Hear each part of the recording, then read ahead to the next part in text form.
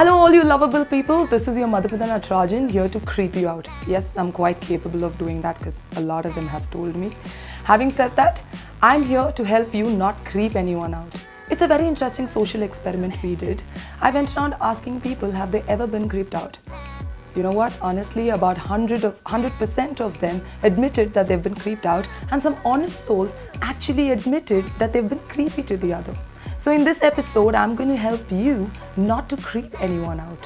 First things first, poetry. Yes, it's a beautiful thing, but writing to somebody who does not even know you makes you look very creepy. Yes, you can express your poet in you to the other person, but engage in a conversation first, get to know the other person, talk, say hi. Once they start involving in the conversation, then you tell them, hey, I've written a poem. Do you want to read and maybe give me feedback and tell me what you think?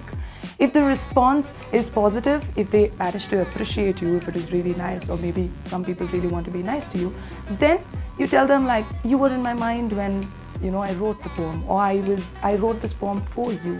That will make the person feel nice and also doesn't make you look creepy. Imagine, okay, as a woman, I receive at least 5 poems a day. What makes you look different? You're going to be one of those creeps, right? Because I asked the same question to about 10 women, and about 8 of them said, oh, these random people writing poetry is so annoying. That kills the whole vibe of, that you could possibly build with the other person.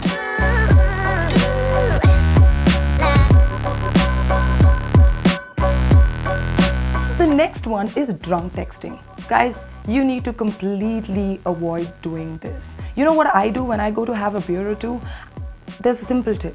I quietly wrap my phone, put it deep in my bag, put it in silent, and I do not touch it. Because when you are drinking, which I've heard from so many of them, because you're not in your senses and you end up saying things that is not your personality. And the next morning you wake up and you're like, damn it.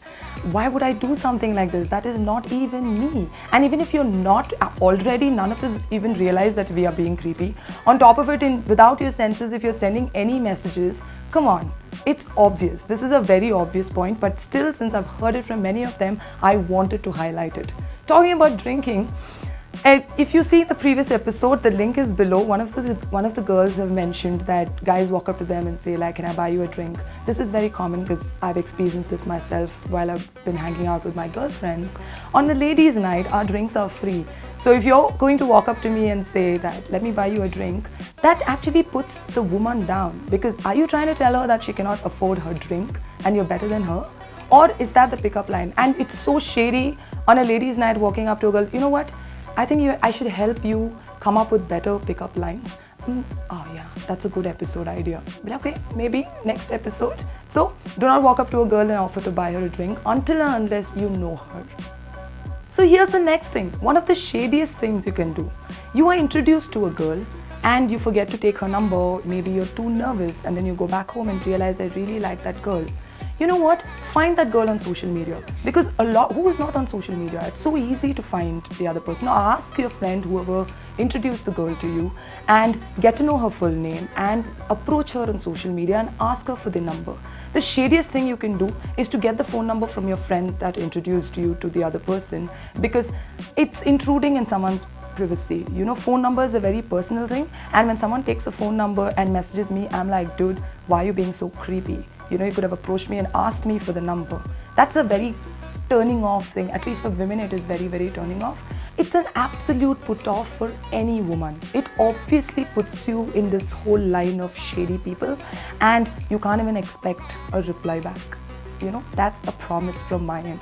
Talking about messaging, talking about texting, talking about phone number, sending back-to-back texts. This, I've spoken in my previous episode about how to get your texting right. The link is below. Go have a look at it. Just 2 bits. Sending back-to-back messages when the girl is not replying puts you in a creepy space, and you're not going to get that response from that girl. Go watch the video, you'll know what I'm talking about. On that note, I think I've been very, very biased so far, talking only about how men can be creepy.